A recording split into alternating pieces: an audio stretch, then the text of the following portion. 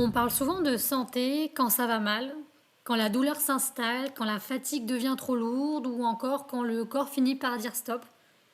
Mais si pour une fois, on parlait de santé avant? Bienvenue dans On parle santé.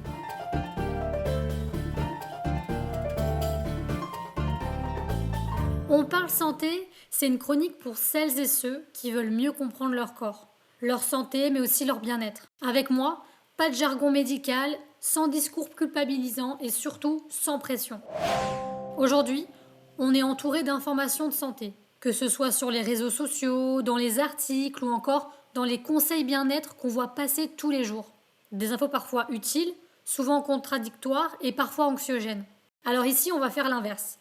On va parler d'une santé accessible, concrète, ancrée dans le quotidien. Parce que la santé, ce n'est pas seulement l'hôpital ou la maladie, c'est aussi le stress, l'alimentation, le mouvement, la récupération et surtout, l'écoute de soi. Prenons un exemple très simple, la fatigue. Combien de fois on entend «Oh, c'est normal, je travaille beaucoup». Mais la fatigue, ce n'est pas toujours juste un manque de sommeil. Parfois, c'est un signal, un message du corps qu'on a appris à ignorer. Dans On parle santé, on parlera donc de choses très concrètes. Du stress notamment et de la récupération, mais aussi des douleurs du quotidien, du sommeil, du mouvement et de prévention sans dramatiser. L'idée n'est pas de devenir expert, mais de mieux comprendre son corps, pour faire des choix justement plus éclairés et plus justes pour soi. Et si cette chronique vous parle, alors on a déjà fait un bout de chemin ensemble. Et d'ailleurs, ce chemin on va le faire ensemble dès à présent, en parlant de la Saint-Valentin. La Saint-Valentin arrive à grands pas, mais l'amour, lui, ne se fête pas qu'un seul jour dans l'année. Et si aujourd'hui on parlait d'un acte d'amour un peu particulier? Un acte discret, souvent repoussé, parfois même évité. Et oui, il s'agit bien du dépistage. On associe souvent le dépistage à quelque chose d'assez angoissant, un mot sérieux, un mot qu'on préfère éviter, un mot qu'on repousse aussi à plus tard. Et pourtant, le dépistage, ce n'est pas chercher une mauvaise nouvelle, c'est prendre soin de soi avant même d'aller mal. Aujourd'hui, dans On parle santé, on va parler de dépistage, sans termes compliqués et surtout sans culpabiliser. Le dépistage, c'est très simple.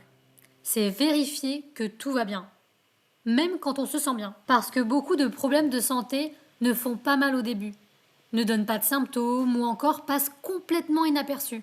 Et pourtant, plus on les détecte tôt, plus on agit facilement. C'est un peu comme une révision pour une voiture. On n'attend pas que le moteur casse pour ouvrir le capot. Alors concrètement, de quoi parle-t-on? Et surtout, quand faut-il se faire dépister? Voici quelques repères simples.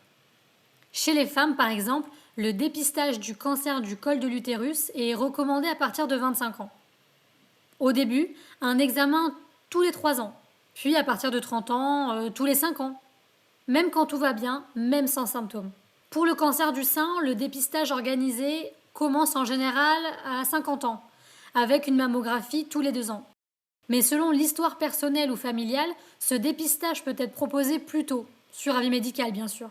Pour les infections sexuellement transmissibles, il n'y a pas vraiment d'âge précis. On se fait dépister lorsqu'on débute une nouvelle relation par exemple, ou après un rapport à risque, ou simplement pour se rassurer. Et aujourd'hui, ces tests sont rapides, accessibles et souvent gratuits. Il existe aussi des dépistages très courants, notamment pour le diabète ou encore pour l'hypertension ou même le cholestérol. Ils sont parfois proposés dès l'âge adulte, lors d'un simple bilan de santé, même sans symptômes particuliers. Ce qu'il faut retenir, c'est pas une liste, c'est l'idée. Le dépistage, ce n'est pas quand on va mal, c'est avant. Alors pourquoi est-ce qu'on repousse? Souvent pour 3 raisons. D'abord, on peut se dire le manque de temps.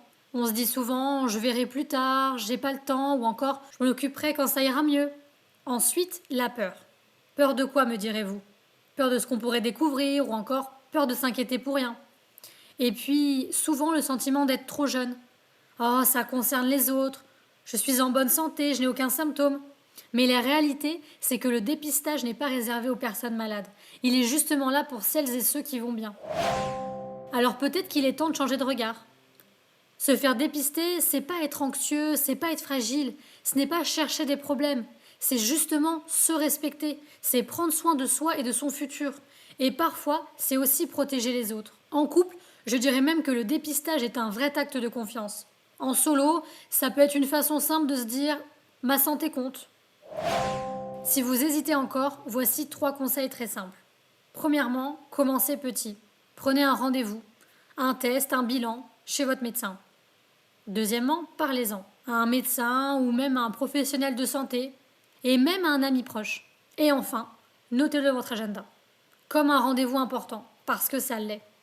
Et parfois, le plus beau geste qu'on puisse faire pour soi, c'est simplement de vérifier que tout va bien. On se retrouve très bientôt dans On parle santé. Prenez soin de vous.